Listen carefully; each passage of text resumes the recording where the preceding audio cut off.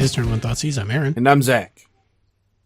And this is episode 75, Bloodbraid Elf, Bloodbraid Elf, Bloodbraid Elf. It's a lot of Bloodbraid Elves. Well, if you've played any Modern recently, it's a lot of Bloodbraid Elves running around. You are not wrong. So, quick recap to our unbanned cast from 2 weeks ago now. We were not completely wrong. We were definitely wrong about Jace. And while I'm not happy to be wrong as sort of a state of being, I am glad that I was wrong in the sense that I thought Jace was going to be garbage fire. So if I have to be wrong, I'm glad that I'm wrong about something not being bad. You mean bad, like as in bad for the format, right? Not like he's actually bad. I mean, I think he kind of is bad, but not bad for the format. Yeah, but what you were saying is that you thought he was going to be really bad for Modern, like in general, right? Yes, okay, yeah. Absolutely. That was my long-held belief. Fair. Just wanted to clarify. Yes, but as I said, I was wrong. So far, I still reserve the right to condemn him at a future time. Possibly when somebody just figures out they can play Twin Blade. Nobody's done that yet, so we're good. Yeah, I mean, but it's coming. It could be, and I think I need to admit that, like, I was wrong too. I was saying that Jace was going to be better than Bloodbraid. I didn't quite have it to the level that you did, in the sense that, like, you thought Jace was going to be just, like, way too good for Modern. I didn't think he was going to be too good for Modern, but I thought he was going to be very good and much better than Bloodbraid Elf, and I feel like I was just way off on Bloodbraid Elf's power. I thought Bloodbraid Elf was going to be barely played, and yeah. Fast forward a couple weeks, and Bloodbraid Elf is everywhere. This card is in every deck all of a sudden. Yeah, so this episode is pretty much just going to be us talking about all the decks that are playing Bloodbraid Elf right now. And so yeah, strap in, because there is a lot of them. It's not just, like, this isn't going to be Jund cast, because that is like that's like level 0 for that card, it turns out. Yeah, I mean, it's like the first home, because honestly, Jund decks with Bloodbraid Elf existed, right? It was like, it's pretty easy to imagine what that deck looks like. Mm-hmm. But I don't think it's the best home for this card. I think it's just like the home people knew about. Sure. But I don't know. I've been more impressed by some of the other lists, and I think the card's very, very good in some of those lists. Yeah, I mean, it's so, like, in Jund. Actually, hold on. We're getting ahead of ourselves. We did a giveaway last episode. We got a ton of submissions, which I was overwhelmed by. Really, like, some of the decks that we got were hilarious. Some of them were quite good. I wanted to give an honorable mention to a couple of them, and then we can sort of swoop from there, because one of the honorable mentions is actually one of the decks that I really want to talk about for Bloodbraid. But first honorable mention, the old 8-ball. So Magic Online user, or I don't know if this is a Magic Online name, but Megalomoo sent us a Bloodbraid Elf, Vengevine, Ball Lightning, Groundbreaker deck. This deck is sick. I love this deck. And so it's basically haste deck. Hellspark, Ball Lightning, Groundbreaker, Hell's Thunder. It even has Vengevine. It has this sweet, like, Reanimator feel too, where it's got Vengevine, Hell's Thunder, and Hellspark Elemental in Faithless Looting. So that's pretty cool. I played when Collected Company first came out, I put together a deck like this, and it was fun but wildly inconsistent, which was part of its charm, right? Like every once in a while you would just like 15 somebody, and sometimes somebody would just like duress your collected company, and then you would be very sad. Sure. But anyway, so a bunch of haste threats, a bunch of sweet cards. Like Ball Lightning is a very big nostalgia card for me, because when I started playing, Ball Lightning had just come out and people were like, this is the most ridiculous card ever. Like Ball Lightning was it was something that people hadn't seen before. Like 6 power was just like mind blowing. The art was sweet. Like the original art from the dark, because, you know, old. Just Quentin Hoover, R.I.P. So I really like Ball Lightning. If you can put Ball Lightning in a deck, I'm pretty happy. Yeah, I mean, the deck looks sweet. The card is sweet. I think the list, one of the problems I had with it was that it looks very unrefined. I think it's more of a theory deck, because to me it feels like this deck, one Cathartic Reunion of Bloodbraid Elf deck doesn't seem very good to me. Yeah, that's a rough hit. It's like it has a good number of 3s, and like even Hellspark Elemental is like a decent hit, because then you get in for 6 with Elf and Elemental. But yeah, some of the other hits are not as good. Yeah, Reunion, Lightning Axe. Yeah, is I think that one's not great, but it is acceptable. Yeah, it's just not great.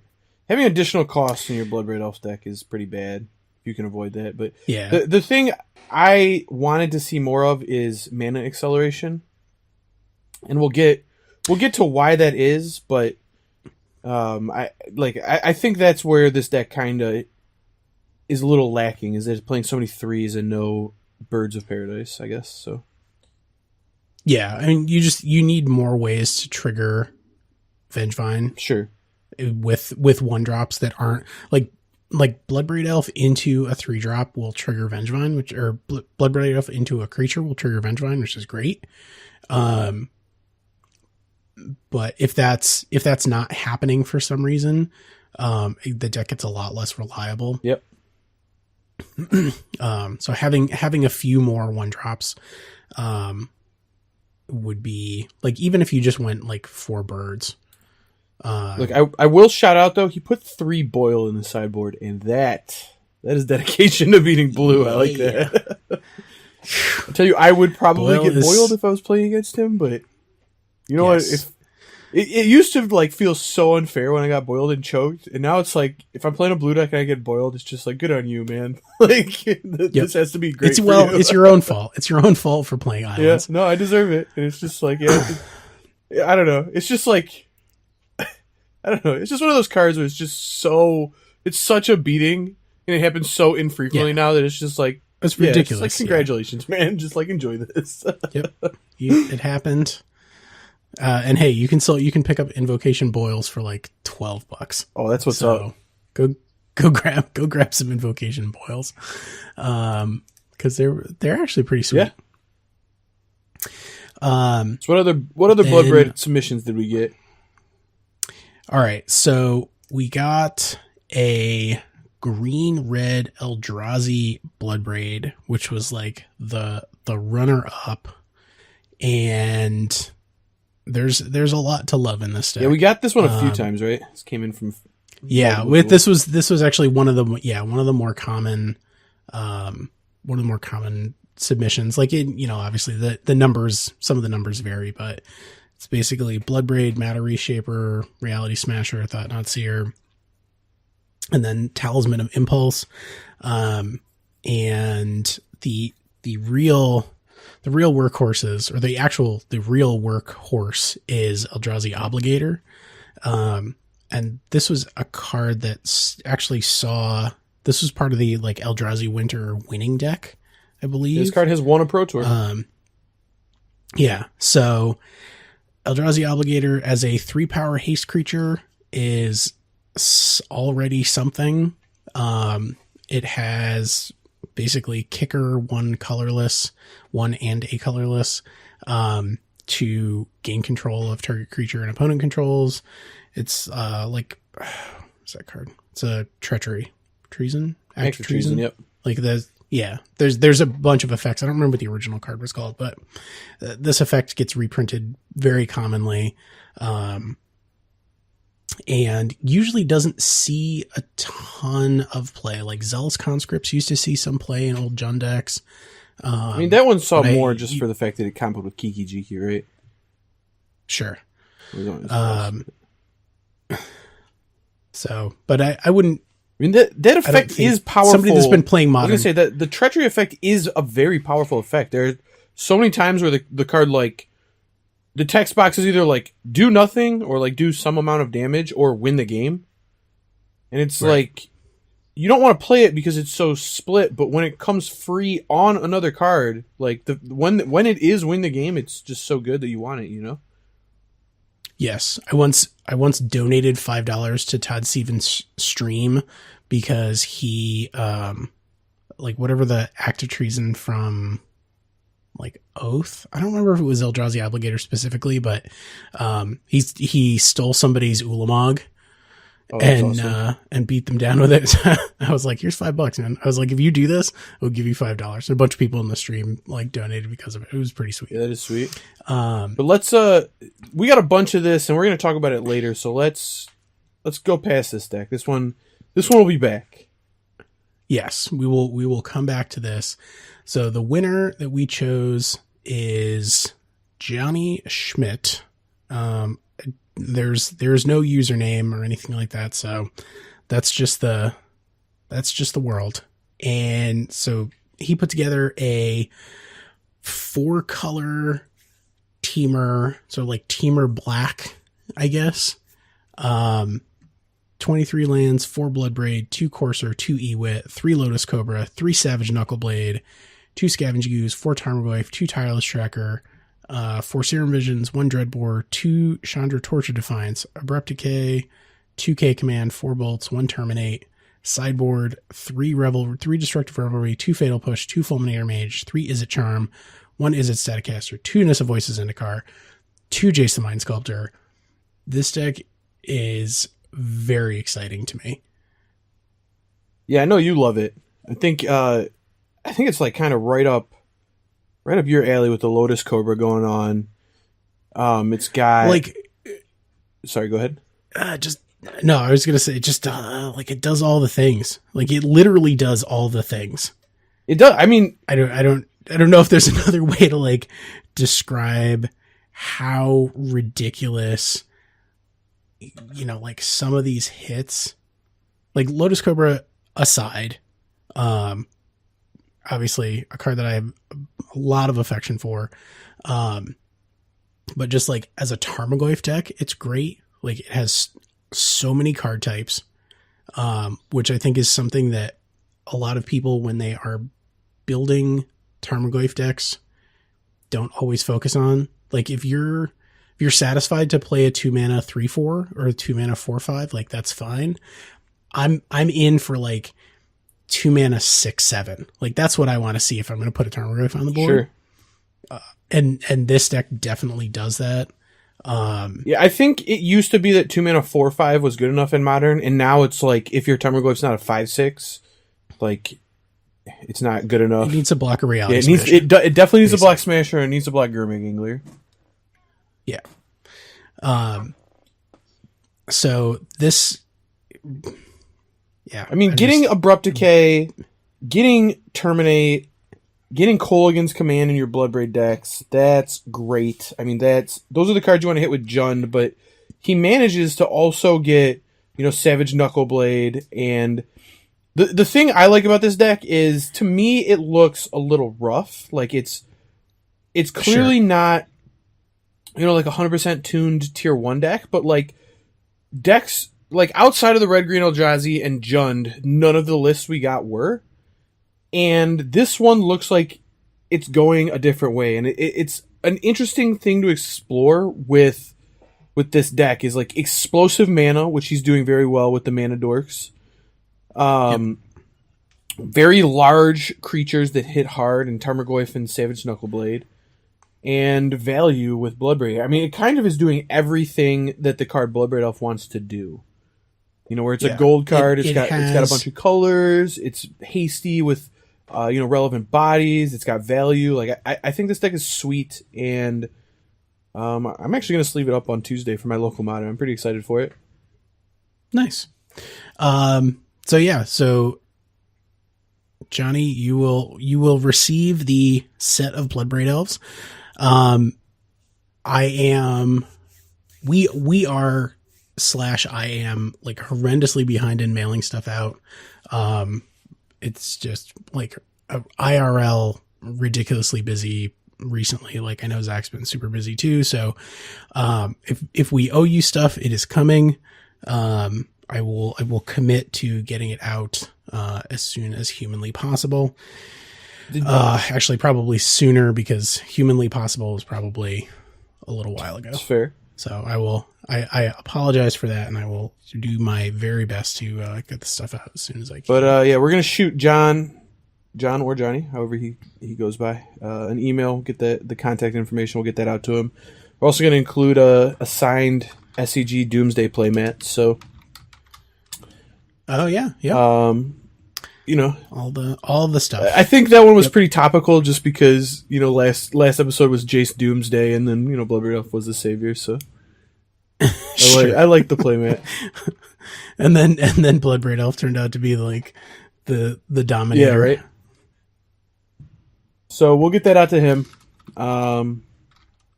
Yeah, man, congrats. Probably be doing more of these.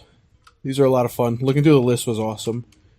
And really, shout out to everybody that sent a list in. It really is cool to see, the different takes everybody had on the card. That was, that was one of my favorite. This has been just like in the pre-episode part where we're like talking about the episode. This has been one of my favorite episodes that I've done on the cast so far. Just getting to see everything everybody brewed up. It was really sweet. Yes. Okay, so let us now get back into it. Bloodbraids.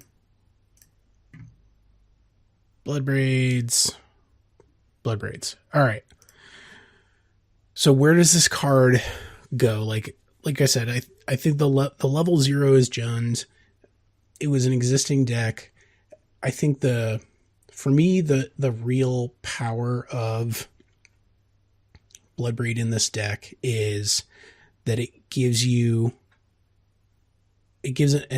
dedicated attrition deck a 2-for-1 that's upside on your end instead of downside on your opponent's end. And if that makes sense? Yes. It accumulates resources for you in Jund, which is something that the deck has been lacking recently. It's more been a resource denial deck, right? And it has had trouble, like outside of Dark Confidant, nothing in the deck accumulates resources. I guess Kolaghan's Command kind of, but mostly it was, kill your stuff, take stuff out of your hand, put a clock on the table. Right. And Bloodbraid Elf does this very well in the sense that it accumulates resources, but it also puts a clock on the table.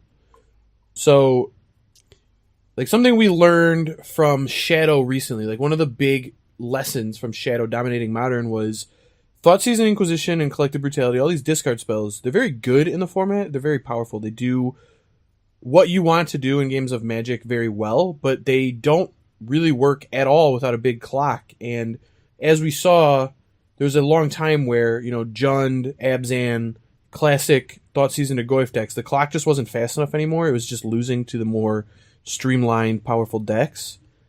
And then all of a sudden they put out Death Shadow, and it was just like, oh, so I can play a Thoughtseize and cast a 1-mana 7/7? Well, it turns out that clock is fast enough. Yeah. Right? So yeah, especially if you're like, oh yeah, also BT Dubs Battle Rage. Exactly. And so it was like the lesson from the Shadow decks was that, you had to speed up your clock. You still want to play, there are definitely a subset of decks in Modern that are very interested in Thoughtseize, Inquisition, discard, but they just needed a faster clock than they had, and Bloodbraid Elf just adds to it, Yeah. So a lot of these lists look very similar. You want, you want to curve out, and you definitely want to lead with discard. So you're looking at Thoughtseize or Inquisition. Like, the numbers are lower because they're really crummy Bloodbraid hits, but ideally you're still going to go Inquisition into Dark Confidant, into Liliana, and then Bloodbraid into your win con and just get them. And that happens, right? And Raging Ravine is probably, I think there was a time when Raging Ravine was like a mandatory 4 of, because the card itself represents so much damage and so much utility. Just, it does everything, right? Like, it's color fixing, it's an insanely fast clock. It's used to be harder to interact with before Fatal Push, but it's still good, right? Like, once your opponent is in top deck mode, Raging Ravine is pretty much just it pairs over. So well with Liliana of the Veil. It's like you can't kill it with removal, and then Liliana makes them discard all the removal, and now you have a big creature that they can't deal with, right? Yep. And with other decks pushing Tron kind of like down, Jund automatically gets a lot better, because that's their 50% against everything, is sort of the classic take. And then they're like 15% against Tron. So anytime Tron is bad, like, Jund is automatically better. And then when they also have this nutty card on top of that, like, it's a perfect storm, a recipe for things being very, very good. Absolutely. And also, like, Kolaghan's Command too is such an upgrade from Lightning. Like, much as it pains me, because I haven't done it yet, but I will Bloodbraid Elf into Lightning just for like posterity's sake, because it is a really, really, really like insane backbreaker. But just had the value proposition of Kolaghan's Command is just so much higher. Well, like, you killed my first Bloodbraid Elf, I cast my second one, cascade in Kolaghan's Command, get my first one back, and play it again. Like, yeah, that's ridiculous. That's too much value. It's right. It way is. Too much value. Like Jund, the attrition version of Jund was already really good. The like value attrition version, I think, is undeniably tier 1, and definitely like, if you were going to a completely open field where you're just like, okay, like, I don't care that I'm going to play a known quantity, the cards are so good that like I could overcome that with practice and play, which is true. This is now like the default. Yeah, it's sweet. I mean, I'm with you. I have to say too, like, I thought Jund was going to get so much worse with Jace being legal, right? Whereas, like, you actually are this attrition plan, and it just hasn't. It's kind of shocking. In fact, Jund is just way better, and Jace just, isn't there, which I think partly is helping the deck. But I played a Jace deck on Tuesday. I was just playing a local Modern. I played against another very good player at my store. I was playing Bloodbraid Jund, and I was playing Jeskai with Jace, and I got smashed, man. I thought I was playing, I played well, did what my deck wanted to do, and just got ground out by Bloodbraid Elves, which was shocking. Like, I thought Jace would be able to keep up, but Jace could not. So, yep, yeah, and I also I do think that there's a level of response that is required, because certainly like unchecked Jace in the format would definitely lead to him dominating. I think people are calming down a little bit. Like, when he first came out on Magic Online, it was like, if you cast a Jace, that's great.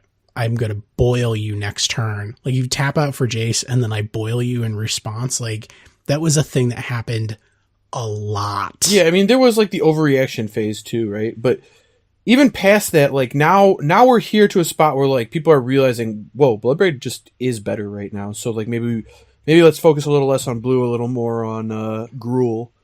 if you will. But yeah, even through that, it's just like Jace is just not as good as it seemed like he would be. Like it really is a thing that, you know, you're playing a Jace deck and then they cast a Karn like before you play your Jace, and you're like, what am I gonna do? Like, I can't. Do I play this Jace and just like it gets exiled and he's not even down a card? I guess I brainstormed, but I'm never coming back. Like, he already has Tron online. Like, that's tough. And then there's still the fast decks. Like, Jace is not very good against Affinity, so. Nope. So that's where Jund's in, right? That's the sort of state of Jund. Obviously, like, there's certainly room for it to be like customized.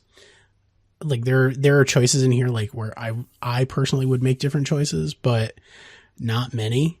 You know, the sideboard, like having access to green is always a solid sideboard plan. Like green and white probably being the most widely applicable, but there's a lot of overlap into green. And for this deck in particular, which is already like answers deck, just having more answers on the side is, you know. Yeah, I mean, it gets Maelstrom Pulse, it gets Abrupt Decay, it has these answers to everything type permanents, it gets Hand Disruption. I want to see more. Like I think because of how popular Jund is right now, and I think it's quickly becoming like the most played deck in Modern. I want to see them start refining the mana base. I don't love the mana base right now, and I think one of the natural reactions is going to be, they're going to start spreading seas. There's going to be Field of Ruins, just attacking this deck's mana base. And historically, that has been one of the best ways to deal with Jund. And this deck's mana base is particularly vulnerable to it. Like, I think the fact, like, that a lot of lists weren't playing Mountain was just like ridiculous. Yeah, I was going to mention that. Like, it's something that they went to 4 basics, and this is something that's like, it seems so trivial, but it's like, it has been hotly debated. And I know like Jadine Klumperens, now premium writer at Star City Games, friend of the show. Or actually, she was mad when I said we should cancel the Pro Tour. So I don't know if she's a friend of the show, but she's a friend.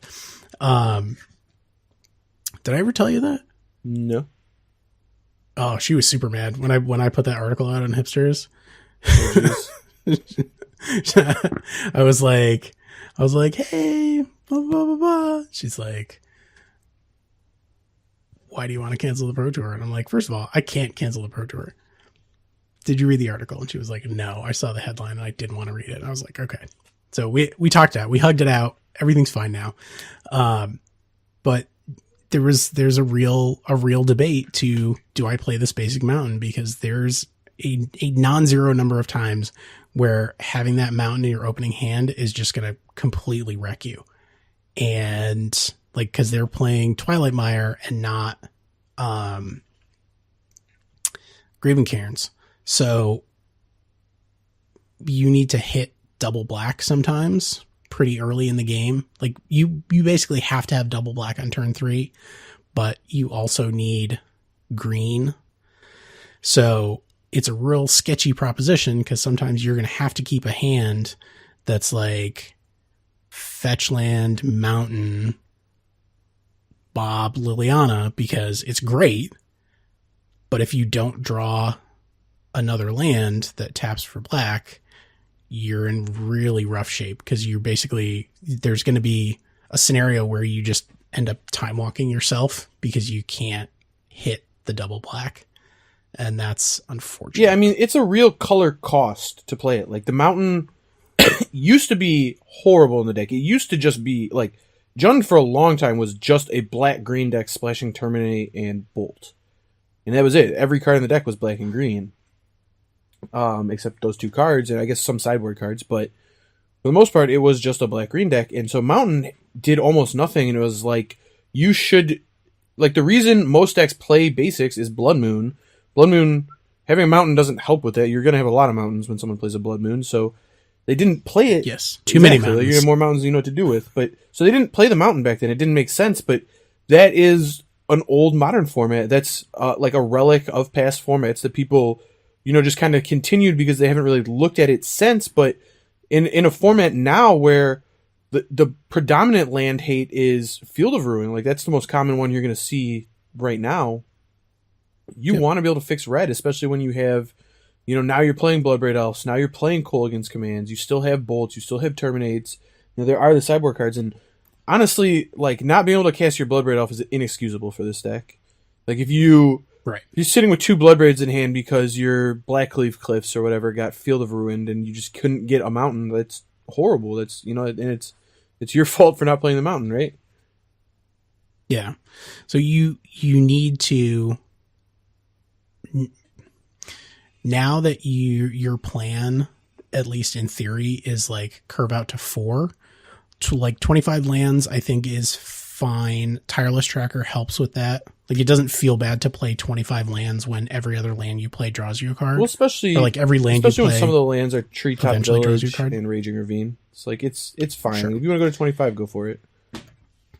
But you have to have that consistency. Like, if you start missing land drops, which you really shouldn't. I mean, 25 lands. If you're missing land drops, then I don't know. You're not shuffling your deck well enough. But you gotta stick to the script. So it should work 90% of the time, right? Like 60% of the time it works every time. It's more reliable than that. Yep. But the mountain. So they're at 4 basics now. Basically, is what is the ultimate point is 1 forest, 1 mountain, 2 swamps. And it doesn't really have anything to do with Blood Moon. It has everything to do with Field of Ruin. Flip side, they can't play Field of Ruin. They can't play Ghost Quarter. So I think this deck could play like a Field of Ruin just because it fixes them, but I don't think they're in the market for it. But there's no, but I mean, how do you even, because then you're essentially a 4-color deck. You're adding. Well, it fixes even like more of those hands. Once you have it, well, if it fixes for 3 minutes, it does. I mean, it's not great. Like, the fact that they're not playing Fatal Push either makes me even less excited to play it. So, and like, I think they're right not to play it. But like, if the metagame was like 40% Tron and just like Valakut, just all of these types of just like big mana decks, like, I think this deck's mana base could put Field of Ruin into it. Especially like at 25 land. Like at 25, I think you can, like, as the 25th land. But at the same time, like, right now, I don't think it's worth it. I wouldn't do it.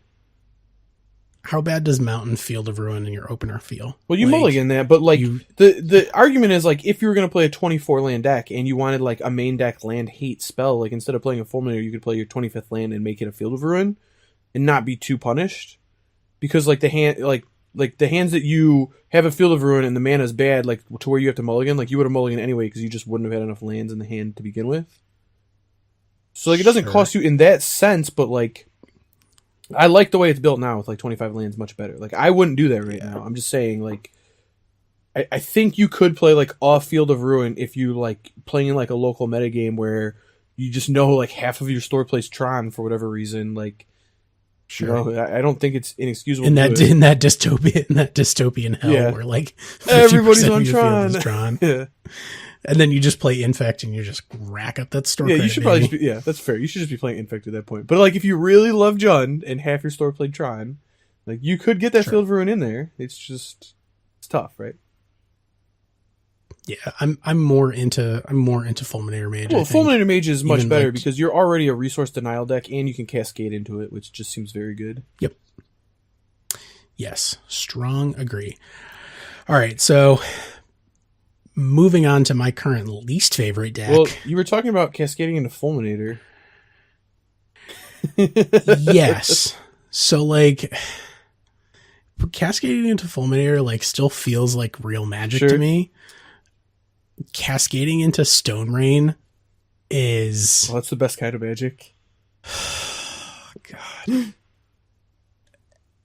The one thing I will... Okay, so Ponza was previously had not been a real deck. I don't care what anybody says. Just like, love it, hate it, whatever. The reality is, like, It was a gotcha deck that occasionally would like spike a tournament because the people there were all happened to be playing decks that this deck gets. Yeah, I mean that's what it was, right? Whereas like it is a real deck in the sense that like it is a deck you could decide to play at a modern event and not feel horrible about the decision. Like I wouldn't say it was a good decision always, but it is a metagame call where it has very polarized matchups where some of its matchups are you're like 10% to win, and then there are other matchups where it's like you're 90%. Right? It's like if you bring red green Panza and half your store is playing Tron, well, you're probably gonna be in for a fun event. Sure. So this a 5-0 list. Chandra, 4 Arbor Elf, 2 Birds, 4 Bloodbraid Elf, Courser, Inferno Titan, Stormbreath, 2 Tireless Tracker, 3 Molten Rain, 3 Acid Moss. Oh, stupid card. Like, I mean, I get it. It's cool, but it's also terrible. And then 4 Stone Rain because, man, you want to blow up a land. Stone Rain is the way to do it. Easy to cast, cascade into it, blows up any land. It doesn't have the Molten Rain restriction, that pesky Molten Rain restriction. 2 Bolts, 4 Blood Moon, which seems super aggressive. 4 Utopia Sprawl, which is fine. And 22 lands, lots of fetches. Because they're ramping, they can get away with playing stuff like Witchbane Orb out of the side. So historically, I've played against this deck at a number of SCGs actually, and I've played against it with a variety of decks. I've played against it with Jeskai. I've played against it with Death Shadow. In fact, I had a win-in against this deck for day 2 of, I think it was the Open that was in the Invitational in June. I was playing against Panza with Death Shadow. And yeah, so I think I played against with another deck too. Black green maybe? I don't remember, but the point is I played against it a number of times with a variety of different decks, and the problem with the deck has always been that it just had no clock. Like, you would Stone Rain them, and then like you'd cast like a 6-drop, and if they just dealt with your 6-drop, your deck had like 2 Birds of Paradise, an Arbor Elf, and like I had 2 lands in play, but it's like I Path Exiled your Inferno Titan, you did 3 damage to me, and you got a land. Like, congratulations, you know? And so it just never really did what you wanted to do. Like, it could get ahead, but it didn't close out games, and then it didn't have a good win con. Like, there wasn't a good win con at like the 3-4 mana spot, which is exactly where this deck wants to be because it's playing these Elves and these Utopia Sprawls. And like, it even had Planeswalkers. Like, it would play Garruk sometimes, and it was doing all this stuff, but it just didn't have the right win condition. And Bloodbraid Elf is exactly what this deck wanted. It was a win condition that also Stone Rained them, you know? Right. Well, I mean, I guess Garruk Wildspeaker, I'm not totally against that. I still think if you're going to play Garruk Wildspeaker, you're going to play Death Cloud or my glorious variant, Torment of Hailfire Death Cloud.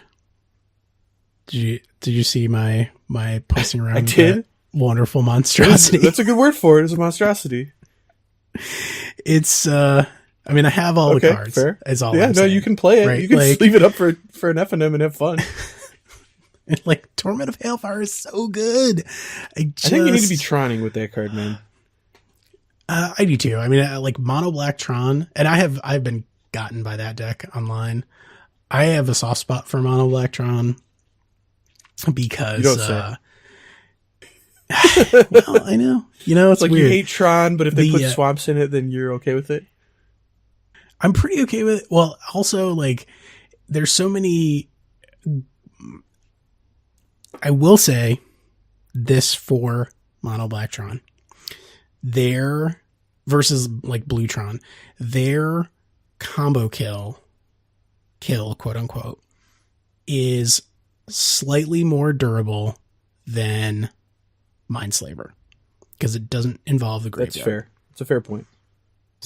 So, like, if you get to 13 mana, which is not unreasonable, you can Panoptic Mirror, exiling Worst Fears, and then you can take all the turns, and then you win. Yeah. I don't know why we're not just Emrakul. You know, like you're already at 13. Let's just play that extra Tron land at 15. But you know, whatever. It's fine. Because it's not That's fun. Fair. And it's also not. I mean, it's an auto win, but it's not always an auto win. That's fair. Like if you're playing against Lantern or playing against like a Ensnaring Bridge burn deck or something like that, Emrakul is just a waste. Like you take your one extra turn, you do nothing. Like it's the worst version of taking. Well, yeah, but then turns you just cast your Torment of Hailfire, and what are they going to do now? Like they got to sack the bridge, or they're gonna die to the damage. Sure. Yeah. See, my plan is coming together. But anyways, getting back That's to so relevant Bloodbraid decks. Yeah, so Bloodbraid decks. The thing I will say about this deck is it is at least somewhat easy to interact with, because if they go Forest Arbor Elf and you kill their Arbor Elf, there's a good chance that they just do nothing for 2 turns. No, that is valid. And that's a real concern with the deck, is that it has the mana dork problem, right? Where it's like a deck that's built around 3 and 4 drops and 1 drops, and it's like if you answer the 1 drop, then they just don't even have a turn 2 a lot of the time. Which is an issue. It's definitely an issue.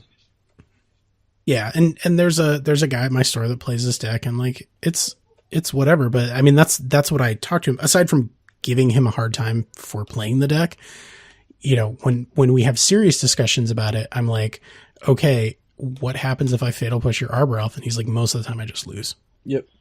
And I'm like, okay, well, I was like, is that really what you want to be doing in Modern? And he's like, yeah, sometimes. He's like, I just get to Inferno Titan people. I'm like, okay, it's valid. No, it's fair. I understand that feeling where you're just like, want to Timmy them out, and you're like, okay, bang, Inferno Titan, do something. And, you know, as long as they don't have a Path to Exile, you're in pretty good shape. If they do have a Path to Exile, then you're a sad panda, doing a little less. You know. But hey, one other thing I wanted to point out in this deck specifically about Bloodbraid Elf was that I have noticed in the past that the deck was like really bad against the card Disdainful Stroke. It's like they could always like keep you off getting a bunch of mana, but they couldn't really like they never put you down to like 0 generally. Like you'd always be sitting with like 1, 2, or 3 lands. Like you never got up to Colonnade mana in your blue decks, but they generally like didn't just have you completely no board. So you always had like a stroke up, and it was like, yeah, if you just like stroke their like Stormbreath Dragon or their Inferno Titan or whatever, then they're not really doing anything, they lose. But Bloodbraid Elf being a cast trigger is so relevant. It's like it's a real problem for them, you know? It's like, well, what part of this do you want to counter? And well, you're definitely not stroking the part they cascade into, so you're probably countering the Bloodbraid, I guess, but it makes the deck a lot less weak to that. And then one other card I wanted to point out that I think is absurdly well positioned right now, specifically, is the card Obstinate Baloth. Yeah. This deck has 2 in the sideboard. I would not hate 3. I wouldn't hate 4 even. Like if you wanted to go 4 Obstinate Baloth right now, I think it's a great place to be. There's a lot of burn going on, and there's a lot of Liliana the Veils. Lightning Bolt's coming back. There are Hollow One decks that are playing freaking Burning Inquiry that just get you, you know, randomly discard an Obstinate Baloth out of your hand. I think that card's great right now. It blocks Bloodbraid Elf. It just eats it. They can't even attack with it. And when the 3/2 on Bloodbraid Elf does nothing, then the card isn't actually that great. It's just a 4 mana way to cast like a 3 or a 2 drop or whatever. So, right. It's an overcosted exactly. 3-drop. So I want to see the number of Obstinate Baloths go up. I think that card's great right now. Okay, hear me out. Dodecapod. I'm listening. So Dodecapod is the card that had the original templating for this. The first one, right? It had to have been, because that card is ancient. It was like some Stronghold. Oh no! Sounds like a. No, the first one with this templating, well, kind of templating. The first one with it was Guerrilla Tactics, I think. From that could be. I think that was Alliances. But that was different. That was that's a different world. I mean, that was a spell. Like, this is a creature that goes into play, right? Yep, Guerrilla Tactics. That was the first man. if this got discarded spell. This was like their kind of initial response to Hymn to Turok. Sure. Strange, but... Yep. So it's a 2-mana shock if you discard it. And I want to say that this is like legal somewhere.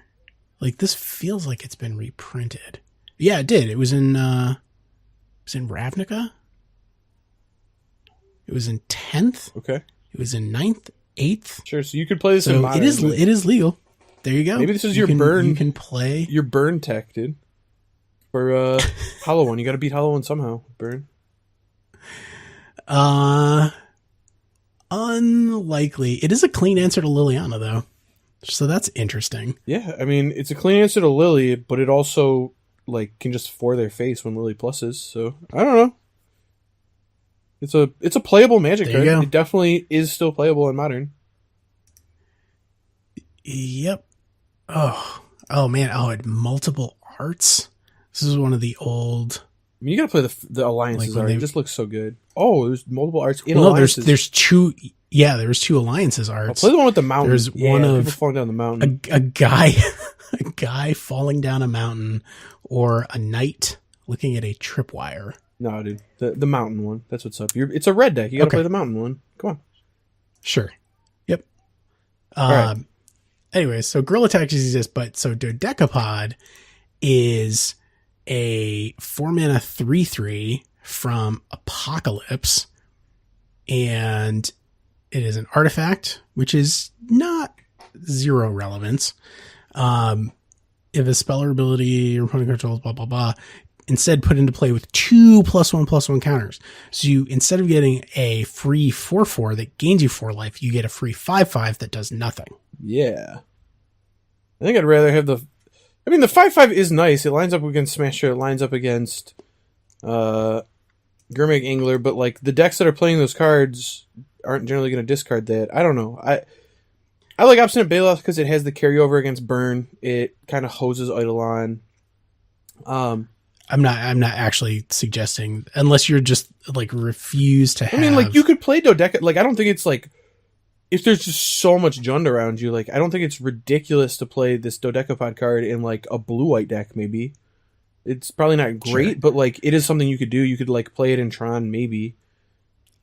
It beats Hollow. It is good against Hollow One. It's good against Hollow One. That is interesting to me at the very least. It is good there because post board, your opponent's going to go Copperline Gorge, Burning Inquiry, and then they're going to play their free 4-drop, and then you're going to play your free 5-drop or a 5-power creature, and then you're just going to be like, what now? Go ahead, attack with them. See what happens. Yeah. So very, very tangentially relevant. Just on that note too, I will say Wiltleaf Liege is well positioned too. I mean, it's the same thing, but that's a sweet card you can play right now. I love Wiltleaf Liege. One of my friends plays he's a sort of a dedicated Abzanner, sure. And he was like, "What should I play?" And I was like, "Play Wiltleaf Liege." I don't know if you play Loxodon Smiter, but if you're gonna play Green White X, I think you could definitely do worse than Little Kid Jund or Little Kid Abzan. Little Kid Abzan destroys Jund right now, so if you wanted to play that, it would be a good call. But also a Jundy, Jund Splash White for Lingering Souls also beats Jund. So I'm not convinced that it does anymore. It used to for sure. I'm not convinced it does anymore because the mana's fragile and they're playing Fulminators. It might. It sure, might, but then you have your own Fulminator, right? You have all their good stuff. But you're not going to be able to, and then extra good stuff. They're only 3 colors, so it's harder to mana screw them. When you're playing white, you can get mana screwed, but I don't know. It might win. It might be good enough. And the other thing too is Lingering Souls isn't as big a trump in black green mirrors anymore now that Liliana the Last Hope's so widely adopted. Sure. But whatever. Let's move on. We've talked enough Jund and Panza Yes. for that matter. And Panza, yes. Which is still basically a Jund deck. It's Jund for the Jund players that hate Tron. Yeah, who hate Tron even more. All right, so humans, and this is another thing that I apparently am wrong about, and happy to be wrong. Which is, I said humans was pretty beat, and like between people playing like main deck Sweltering Suns, people playing like Blood Moon and Spreading Seas, and like all the land hate that I was anticipating just really hits this deck hard. But it turns out if you put 3 Bloodbraid Elves in your humans deck for reasons, everything is great. Yeah, I mean, to be fair, Bloodbraid Elf is not a human, but you can only cascade into human, so it's always going to give you that human trigger. Right. So it functions as, it's basically more collected companies. So the version, the username SAI_2001 5-0'd with a humans list that was, collected company instead of Aether Vial, which I think is a valid choice, and 3 Bloodbraid Elf instead of, looks like they just shaved they shaved a Thalia and a Meddling Mage and a Freebooter, looks like, to fit them. Parish too. He's only playing 3 of those for whatever reason. That seems strange to me, but you got to fit Ascen's Pilgrim in there too, so. If you're like Bloodbraid Elf into Mantis Rider, like, do you really care about Champion of the Parish all the time? No, probably fine. No, I think this deck looks sweet. Like, it's a way to make humans grindier than it was. I think it's 100% a viable response to the metagame shifts, and I think humans as a deck and like kind of core to a deck is still a good place to be. I think it's still a powerful deck. It is doing powerful things. It was just kind of very easy to outgrind it. And adding grindy elements to the deck that are just human-based, because Collected Company and Bloodbraid Elf are essentially just more humans, right? In the sense that they just give you humans. I mean, and you still, like, they were already playing Selfless Spirit out of the side, which I think is definitely correct. I honestly don't hate having it in the main deck, personally. Like, I wouldn't say no to, like, one in the main and then another one on the side. Because, I mean, you're going to get wrecked sometimes. Like, somebody's just going to go, whatever, Sweltering Suns, kill you. Other than that, I mean, it's just, just value. Like, that Bloodbraid into Mantis Rider, ridiculous. Bloodbraid into Reflector Mage, also ridiculous. Just, there's so many good, I mean, hell, Bloodbraid into Kessig Malcontents. That's sweet. Like, Thalia's Lieutenant's a great hit. Like, I think this is a sweet home for it. Yep. Not much else has changed. The nice thing is they diversified the mana base a little bit. Yeah, I mean, you got to figure out the mana. It's still very heavy on non-basics, and they're playing 3 Mana Confluence, which is toughy McTufferson. But I mean, it is what it is. They're up to 21 lands, which I think does make it more reliable and a little bit more, like, less likely that they will just get, functionally wastelanded out of the game by, like, anybody who's running Ghost Quarters. Well, the nice thing too is they get 2 basics in here, which, I think you just said that. So, yeah, I think it's, I mean, clearly it did well, right? It 5-0'd, so.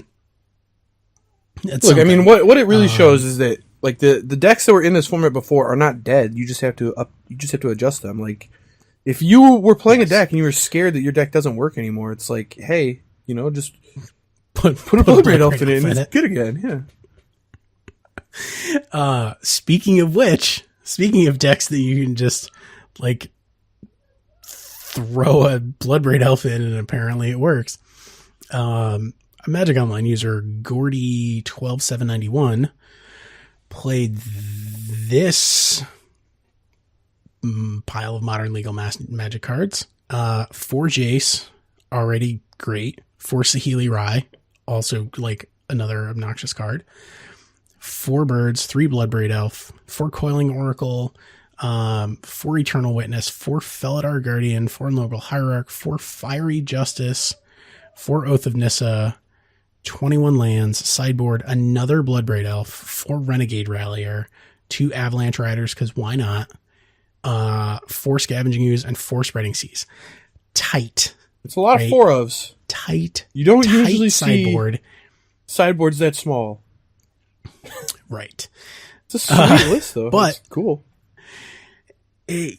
Right. So it's like ramp. I mean, he is in for comboing. That's what he wants to do.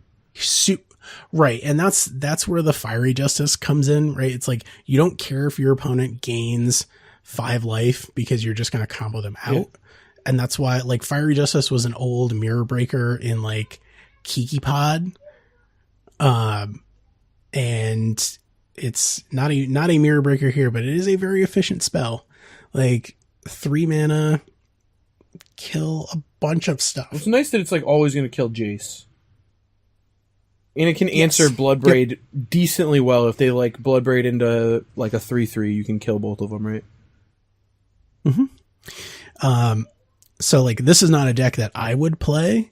If I had 4 Jace the Mind Sculptors already, and I was interested in playing, like, worse twin, I guess you could play this might be better twin. Like, this is new age, like, Kiki Chord, right? Like, this feels like a Kiki Chord deck that's been updated for current Modern, I guess. But my thing with the deck is, like, the 4 ofs make me suspect that even though it looks clean, that the deck isn't tuned. Like, I have a hard time believing that just all of these 4 ofs is correct. But at the same time, it might just be correct. Like, this might just be the correct way to build this deck. But I don't know. This seems like the type of shell that is very good and could get there. So, to me, I'm interested. I want to see how this deck evolves, but I think this is a player in Modern now. Okay. Like, it used to be that those decks were easy to beat with just like a couple lightning bolts and paths on like the combo creatures. And now it's like between Bloodbraid, Jace, and, you know, Kitchen Finks, Eternal Witness, just all of them, it's like, I don't think you're beating the deck with a pile of removal. You need to kind of get under it or go way over the top with like Oblivion Stone or something. Or play Rakdos Charm. That would also work, yeah. I'm not too proud to play that because it's a great card. Because they don't have any counterspells. Like, that's actually, I guess that would be my criticism of this deck is anything that answers like infinity creatures, and there are a ton of them, or like, you know, abrupt decay. It also looks like this deck literally has no way to kill the card Torpor Orb. Seems kind of absurd to me. I don't know that it could ever beat Torpor Orb. So I guess you are just on the Jace plan. Like, you're gonna start plussing Jace, I guess. But right. So it's weird, like, because it I think it's a glass cannon, but it doesn't look like it. Like, it's a glass cannon with a very long fuse. It also has a very, very resilient plan B of, like, terrible beatdown, but, like, very, very value centric, where, like, I think that is relevant. Like, you can get there with, like, if they aren't clocking you and they just have infinite answers, like, I think you're going to win. Like, your Coiling Oracles, your Saheeli plus, you know, deal damage and scry, your Eternal Witness, 2/1 beats. Like, you're going to get there. It's just going to take 40 turns or whatever. Sure.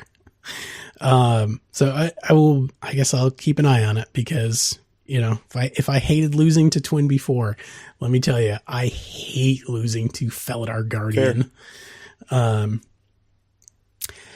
Let's see. Okay. Scapeshift. This one was very interesting, and I've seen 2 sort of like evolved Scapeshift lists. One of them, which I would argue is probably better against more decks, is like a rug version that kind of goes back towards the counterspell version. Like, I don't think they run Cryptic Command. I don't know if they're there, but they definitely run counter spells, and they also run Jace just as like an insurance policy. So actually, and also, find some combo pieces. I was gonna say I played that deck. I tried it with one of my friends, and we thought that deck was really bad. It looked great. It sounded really good on paper. But then when you actually played with it, it was just like clunky. Jace didn't help in the way you wanted it to. It slowed the deck down, and Valakut has never been a deck that was interested in going slow. Like, you're playing a lot of mana acceleration. Like, you kind of just want to get your 7 lands in play and kill them. Sure. So to that end, Thinenagoyen, I don't know, Thinenagoyen 5/0. 4 Bloodbraid, 4 Primetime, 4 Tri-Builder, 3 Farseek, 2 Growth Spasm. We'll come back to that. 4 Scapeshift, 4 Search for Tomorrow, 2 Slagstorm. We'll come back to that too. 4 Bolts, 2 Summoners Pact, 27 lands, as you would expect. Ancient Grudge, Fracturing Gust, Baloth, Roast, Anchor, Cage, Grafdigger's Cage, interesting. Rex Sage, and Tireless Tracker. So the oddballs here, Growth Spasm is rampant growth that also gives you an Eldrazi Scion. No, the 0/1. Eldrazi Spawn. It gives you the 0/1 that you can sack. And Slagstorm is 1 red, choose 1.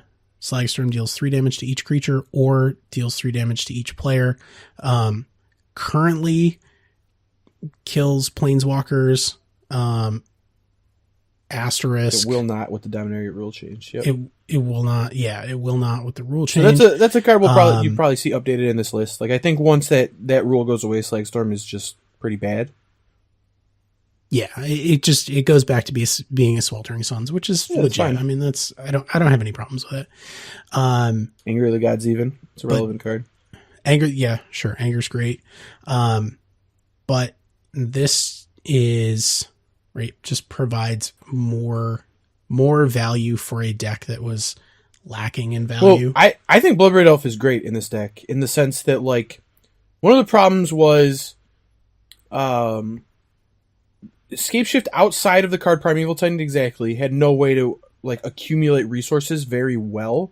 Like, it could ramp, but, like, it had a very hard time recovering from mulligans, where it's like, if you ever mulligan to 5 with Scapeshift, it felt like you had no chance. It just didn't have card draw in the deck, essentially. And now between Tireless Tracker and Bloodbraid Elf, you have a ton of card draw in this deck. You are much better at beating the grindy Jundi type decks. And then you get a proactive plan where it's like, I think this is a common thing people see a lot in Modern, or at least think about a lot when they play Scapeshift, is like, I'm just going to fetch one time, I'll be at 19. It like essentially time walks them because I need to get to 8 lands instead of 7 to kill you. And that is relevant, but once you put Bloodbraid in the equation, that's just out the door. It's like, now, like, that's never going to happen. They're going to be able to deal that 3 damage to you. It's always going to kill you on turn 7, but it also accelerates. So it's like, I get to start getting on board. I get a chump blocker when I need it. I get to pressure you when I need it. It makes the deck better against counter spells, which the red-green version was weak to sometimes. So I think this is a great home for Bloodbraid. Just another shell where it's just a perfect fit. Yeah. Well, and it's most of the time it is going to get you a land. Yeah. Right? Like, you're going to Bloodbraid into Farseek. You're going to Bloodbraid into... I mean, outside of Slagstorm and Lightning Bolt, I guess Summoner's Pact, it can only hit lands. Which is what the deck wants. It's just a 4-mana ramp spell that gives you a 3/2. Yep. So if you were already interested in that particular product, then Bloodbraid Elf is something that you were looking for. And the cut, it looks like, was they cut a couple Summoners Pact, which I agree with, honestly. Like, I never liked playing 4 Summoners Pact in the deck. But, like, I guess if you're all in on Primetime. Some of the lists had Hour of Promise going. They're not really. This one's not playing it. Also, none of the enchantment that turns every land into all lands. Yeah, there's mana going. Yep, that's out of there. But that's like, this is less. I guess game 1 it's still all in, but you've got a chance if you can't combo off. Whereas, like, previously, if you didn't just naturally draw like a Primeval Titan or have a Summoner's Pact, then kind of in The other thing too is just if you the plan B here is very good, where it's like maybe they counter all your escape ships in prime times, but between Bloodbraid hitting lands and Valakut, like you're gonna be able to do enough damage that you kill him pretty easily. So like before, the plan B was just like it took forever. Like you would generally beat blue decks by just playing your mountains, but it just took so long, and now it's just like, well, Bloodbraid Elf plus Valakut triggers, that'll get there. Yes. All right. So speaking of Little Kid Abzan, the Frog 2, 5-0'd with this masterpiece. It's basically Big Zoo. So 4 Knight of the Reliquary, 4 Loxodon Smiter, 4 Hierarch, 3 Renegade Rallier, 2 Scavenging Ooze, 2 Selfless Spirit, 4 Voice of Resurgence, 4 Wild Nacatl, 4 Bolts, 2 Helix, and 4 Bloodbraid Elf. 23 lands with Horizon Canopies and Kessig Wolf Runs and all that good stuff. Sideboard is standard stuff. Blood Moon, Gaddock Teague, Kataki, Cage, another Cage. A lot of Grafdigger's Cage, more than I've seen recently. Fire Justice and Ancient Grudge. Ancient Grudge is so good right now because it is very, very strong against Hollow One. It's good against Hollow One. It's good against Lantern. It's good against Affinity. It's fine against Tron. Yeah, so I'm in the market for Ancient Grudges right now. But yeah, so this is a deck that is designed to go up against Jund and Hollow One specifically, and it is aggressive enough that if you're going like turn 2 Loxodon Smiter, like that's a real clock. I mean, this looks great against Tron too, honestly. Like you're fast enough, you can get under them. You have Knight of the Reliquary that can get a Ghost Quarter to slow them down if you need to. You've got Blood Moons, like that looks good. The only thing that I think I would put in here is probably like 1 Sajiri Step. I could see that. Because like Sajiri Step off of Knight of the Reliquary is like a mega blowout and also just like good utility, and like as a one of, like occasionally you'll have it in your opening hand, but most of the time you're gonna be able to tutor it when you need it. I mean, you can also get your guys through. Like if you need to just like push through 4 points of damage, you can, say Jerry Step a Loxodon Smiter, pro whatever their creature is, and attack. Yep. And like I said, this deck is very straightforward. It's Zoo. It's Big Zoo. It's Zoo. Some Bloodbraid tricks, but it's it's always been a good deck in Modern. And I honestly, like, one thing I want to advocate that people, I think, need to start doing is Burn is just always going to be a popular deck in Modern, and some people are just always going to play Burn, and that's fine. Like, if you like Burn, go ahead, play Burn. But I think with, like, the consensus now that Collective Brutality is the way to beat Burn, and just all of these brutalities everywhere, that it might be time for Burn to move back to Nacatl. Maybe play more Zoo-esque elements. You can get some Curd Apes in there. Go a little bigger. Ugh. But I like having these cards against Collective Brutality, being a little bigger. Yes. Yeah. I don't know if Curd Ape is the you don't need to Curd Ape necessarily, but an extended discussion in which somebody I know, on Twitter by the way, extended discussion in which somebody I know was giving me a hard time because I suggested that Curd Ape and Loam Lion were not Modern playable cards, which I do not believe they are. Instead, we have Narnum Renegade and literally any other 1-drop. Like there's so many. Because there was a Zoo deck. And I was like, this deck would be great. There's 8 cards that I immediately want to replace with good cards. And it turned into a whole thing. Celso, I am looking at you. It's fair. All right, let's move on. You can play Zoo, but you can play Burn, but you could also play Elves. You can also play Elves. man, this deck. Okay. Some people are playing Bloodbraid Elf and Collected Company together, which I think is I mean, great. they are a natural pair, right?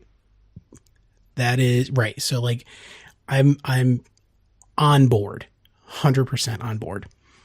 I think if you are playing Elves right now and you are playing Bloodbraid Elf and you are not playing 4 Shaman of the Pack, I believe that is wrong.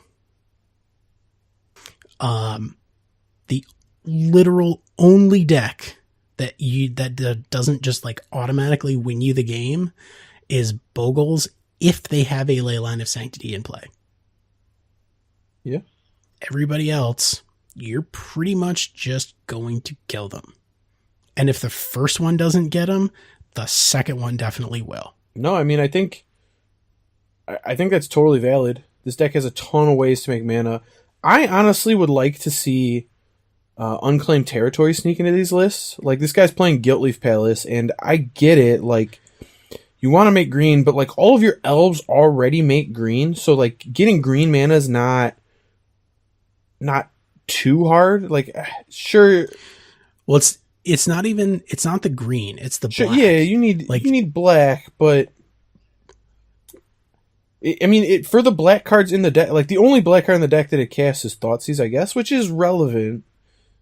But I don't know. So I don't think you need Thoughtseize necessarily. Like, if I'm playing Elves, like I want to just make my mana great, because I know Elves has always been in this weird spot where you're playing so few lands that the lands you play the mana can be sketchy. And once you're playing Shaman of the Pack and Bloodbraid Elf, like I kind of just want to play Unclaimed Territory, like 4 Unclaimed Territory, 4 Cavern of Souls, and then use your other lands to be, forests, overgrown tombs, and fetches, or whatever. Sure. So I do also want to talk about the Thoughtseize in the sideboard. So the sideboard so the deck is 4 Bloodbraid, 4 Dwynen's Elite, 4 Archdruid, 1 Elvish Champion, which I also think is conditionally very strong right now, just because there's so much Jund, there's going to be a lot of forests around. Sure. 4 Mystics, 2 Azuris, 1 Gnarlroot Trapper, which I really like. It's the black mana dork that taps for green. And also gives an elf death touch, which is not relevant. Heritage Druid, Llanowar Elves, Nettle Sentinel, 4 Shaman of the Pack. Lead the Stampede is often like a draw 4, at least, sometimes a draw 5, which is insane. So definitely play that. For Coco, 19 lands. Guiltleaf Palace, I want to talk about in sort of terms like this is the lead into like me playing Goblins right now, because a lot of the principles of this elf deck, which I feel is very strong, are also at play in that Goblins deck. So this plays for Guiltleaf Palace. For people who aren't familiar, in Lorwyn, there was a cycle of tribal lands, basically, where it's a dual land. In this case, in Elves, it was green-black. In Goblins, it's black-red. Merfolk is blue-white. And I think there was another one that I'm forgetting. Oh, there's a Kithkin also a one. Fairies one. That was blue-black. Oh, there's a Fairies one. So anyways, the having just like a free dual land, because especially in this deck and also in Goblins, the density of 1-drops often means that you get to lead on that land. It comes into play untapped because you just, the restriction for it coming into play untapped is that you reveal a card of that type from your hand. If you just reveal the 1-drop that you're about to play, everything is fine, right? Like you go Guiltleaf Palace, reveal Llanowar Elves, tap it, play Llanowar Elves. You haven't given away any information that they weren't going to have anyways. You get a free untapped duel, and it's totally painless, and that is great. Yeah, I think the card's great. I'm in for it. The sideboard is 2 Lead the Stampede, 1 Evolutionary Leap, 1 Rex Sage, a Choke, 2 Fracturing Gust, 4 Relics, and 4 Thoughtseize. it is tough out there for non-interactive linear aggro decks. You are going to be facing off against a lot of decks that are just so removal heavy that 1-drop, 2-drop, 3-drop is the easiest thing in the world to interact with. And it's not like it was. There was a time when linear aggro decks, and this is like the complaint that people used to have with Modern, and whether or not it was valid is up for debate, but linear aggro used to be very defensible choice, right? Like you just spit out your hand, hope that they don't have, a bunch of fatal pushes. So like fatal push helped, but now with there being so many more decks that are playing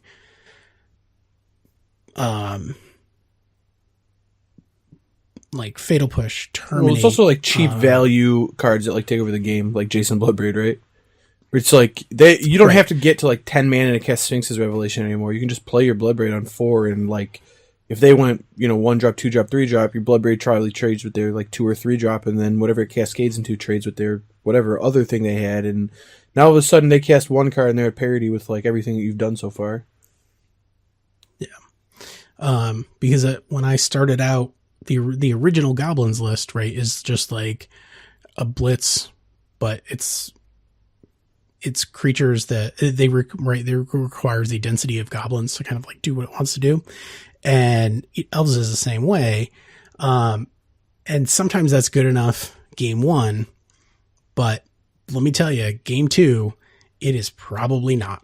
And so you got to be smart about how you interact game 2, game 3. And for decks that have access to black, which conveniently Elves and Goblins both do, adding discard out of the side helps offset that increased interaction in the format in general.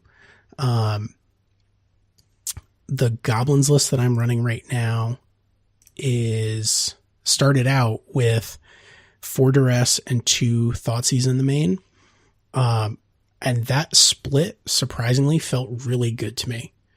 Like I know that IOK was and is a very good spell. In these kinds of decks, the things that you care about all get hit by duress. Yeah.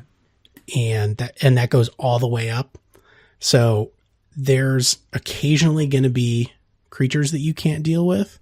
More often there's going to be spells that you can't deal with. And, just ripping it out with a duress is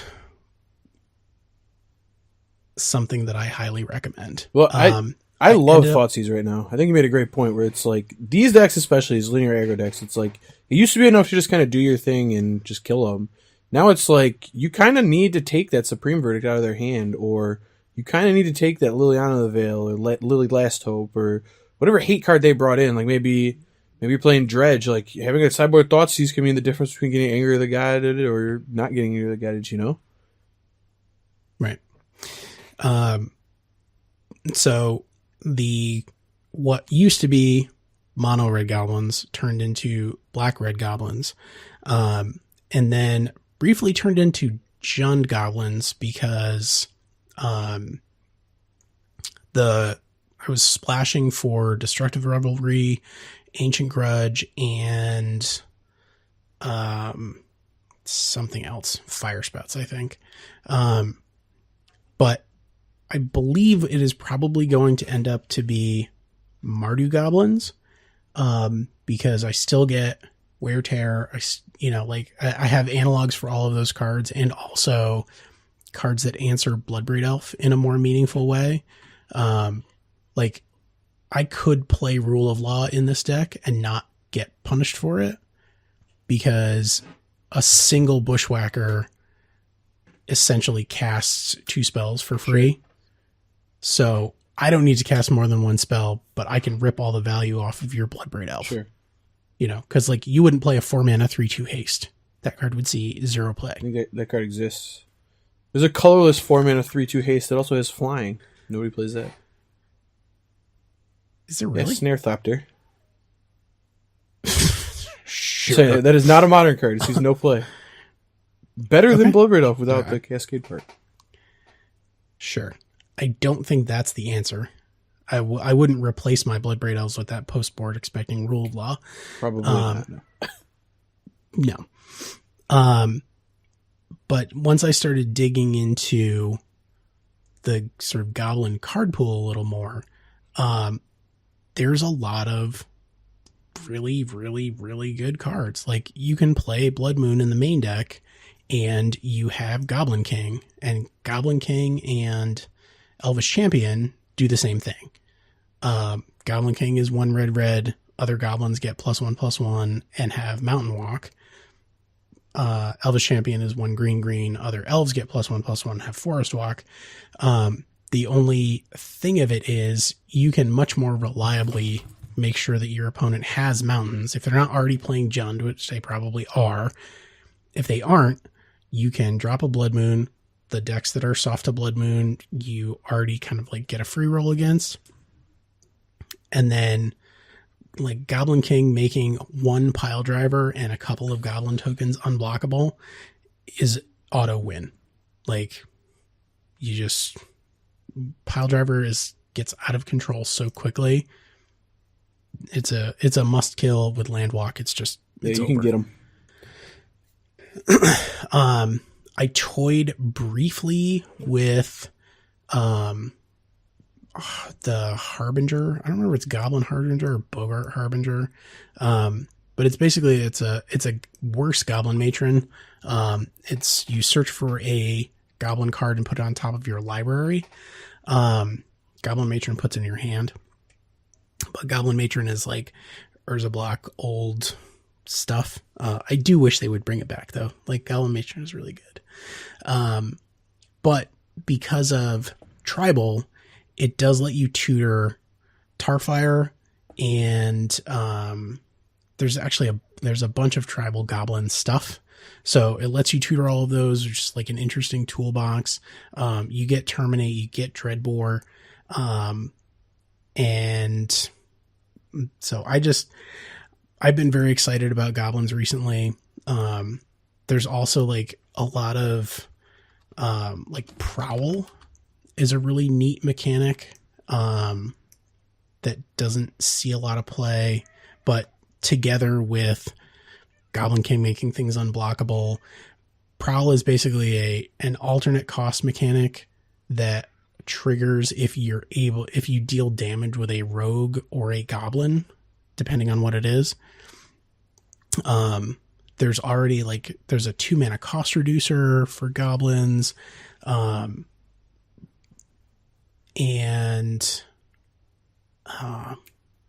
Sure, Snap Piece. What was I going to say? I saw the Dieter Lizzie art for Goblin Matron, and it totally sidetracked me. But Goblins is a very deep tribe, and the card that I'm thinking of, Earwig Squad. Earwig Squad is 3 black for a 5/3. Not great, but it has Prowl, 2 and a black. You may cast this card for its Prowl cost if you dealt damage to a player this turn with a goblin or rogue. And you may not know this, many goblins are also rogues. It's a very common creature type overlap. And if it gets put into play with its Prowl cost, you basically sadistic sacrament your opponent. You search their library for 3 cards and exile them. It's an anti-Valakut tech, dude. It's like anti-everything tech, right? Like, there are plenty of decks where if you take out like the 3 cards that they need to win the game, they just lose. Yeah, I mean, you can just destroy Ad Nauseam too, probably, right? What was it? Yeah. I'll take your, take your Lightning Storm and the Lab Maniac. Good luck. Yep. Yeah, have fun. So like I'm playing one of Earwig Squad in the side. This is actually like Legacy Goblins tech. I found out I was streaming this and somebody popped in and they were like, "Oh man, Earwig Squad, that's like Legacy Goblins kind of stuff." Because obviously there's tons of stuff in Legacy where, you take their tendrils and they just lose. Sure.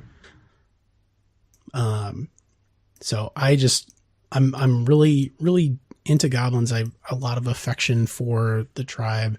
But the Auntie's Hovel, their tribal dual land has just been consistently overperforming for me. So, if you like the goblins, I'm pretty in on them right now. Highly recommend. If you like playing creature-based strategies and you don't like elves, goblins has a lot of the same feel, but also with more like you play collateral damage. I actually ended up cutting Goblin Grenade, which is something I never thought I would do, because it's just too slow. Like the 5 damage for 1 mana is great, but like sorcery speed functionally makes it like a non-card. Sure. That's fair. All right, well, let's... I think that's enough goblins for now. Let's get back to this elf list. Let's wrap this up. I think we've had a pretty long conversation here on Bloodbraid Elf, but one thing I wanted to point out, no Court of Calling in the elf list. Yep. It's a horrible hit off Bloodbraid Elf, right? So, so we're leading the Stampede now. That's what we're moving towards. And yes. That's a common thing you're going to see with Bloodbraid Elf. A lot of 3s, a lot of things that have like fake 3 mana costs, like Court of Calling, Sphinx's Revelation, stuff like that. You don't play them anymore, so. Yep. But yeah. Interesting. It certainly had an impact on the texture of the format that I was not expecting. Oh man, I'm with you, man. Bloodbraid Elf is it is way better than I thought it was. The Cascade is, I mean, you thought it was good, you thought it was value, but the fact that they get to cast the spell while Bloodbraid Elf is on the stack is very underrated. It's like if they hit a Thoughtseize off of it, it seems like it's going to be bad, but you can take the bolt out of their hand before they can bolt the Bloodbraid, so it's a great card. Yes. I'm still in on like Bloodbraid into Smallbox. Sure. I have not been able to build it yet. Make it happen, dude. But it could happen, and I feel like it's going to be very good.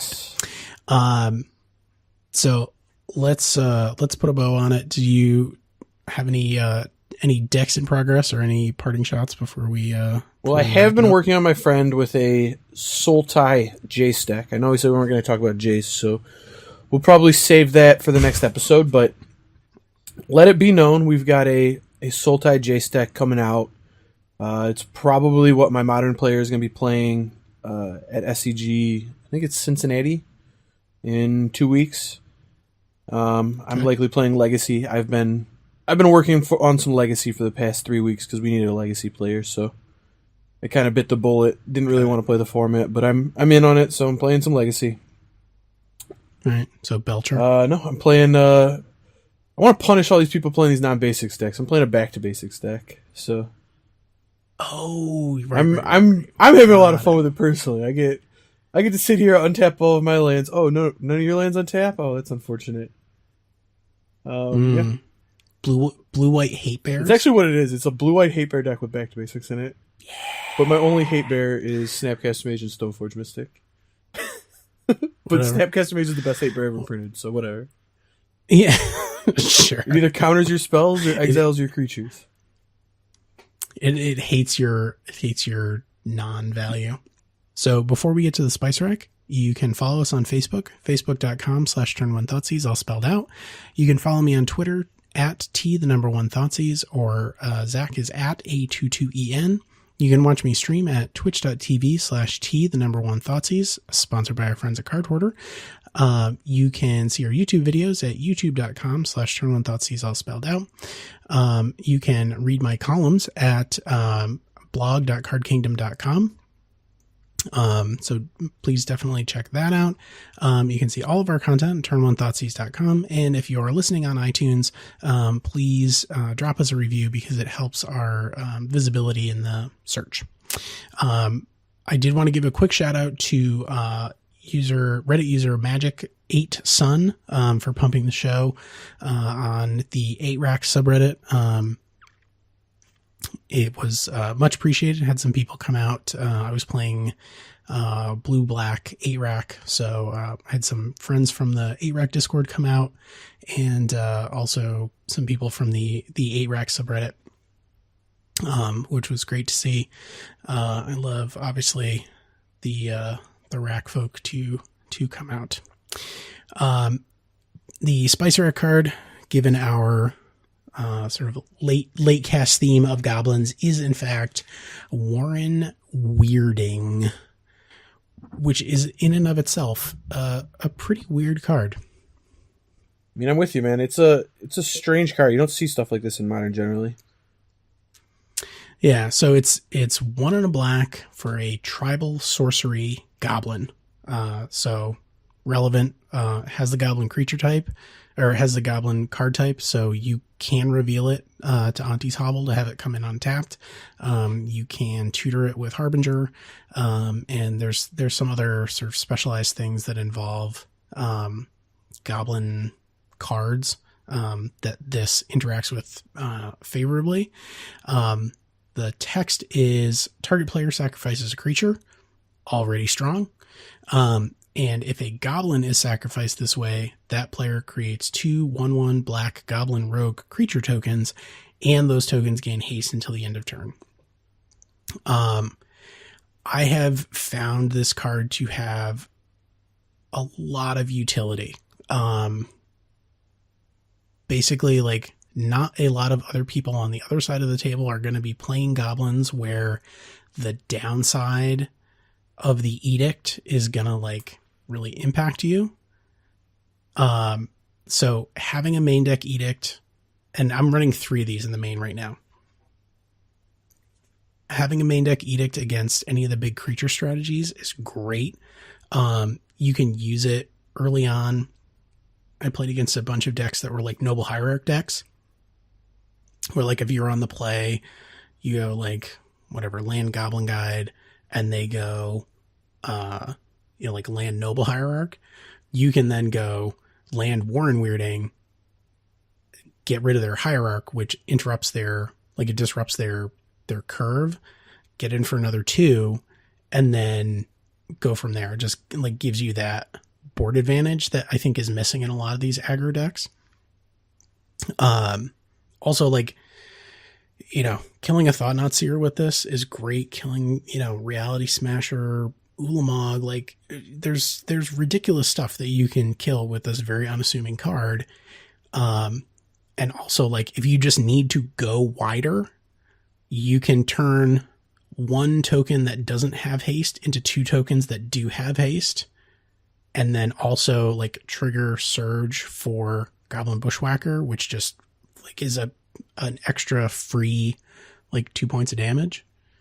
Yeah, absolutely. Plays well with Goblin Bushwhacker. Yeah, it's just, it's such a cool card. Also, the art is the so art cool. is sweet. Like, one thing these red decks have struggled with for a long time is, like, big toughness creatures. So, like, the fact that, like, you have a way to, like, not get completely destroyed by Reality Smasher is super relevant. Yep. I mean, it has felt best against, like, Gurtmag Angler. Like, that is something that this deck definitely helps with. against just the entire Death Shadow deck too. Yes. Yeah. Death Shadow. Like, I mean, you have, like I said, you have Terminate. Like, one of the valuable things about the Black Splash is getting access to Terminate and Dreadbore. But there's only so many of those things that you can main deck, and occasionally, just like, if you go up against a creatureless control deck, or the fact that you can turn into a 1/1. You have to sack something else to get there, right? So it's like adding a 1/1, but sure. I mean, that's enough generally. Like, to like, against control decks, a lot of times the way control decks win is they make you have just dead removal in your hands. So yep. So go grab some Warren Weirdings. Like I said, it's such a neat card, and then also it plays interestingly with there's a 2-mana cost reducer called Frog Tosser Banneret, which was another tribal cycle from Lorwyn. It reduces the cost of goblin spells, and since this is a goblin spell, you then get a 1-mana edict or a 1-mana, like, token generator. That's strong. Like, this card isn't necessarily playable at 2 mana. This card would be played in a lot of decks at 1. Yes. Yep.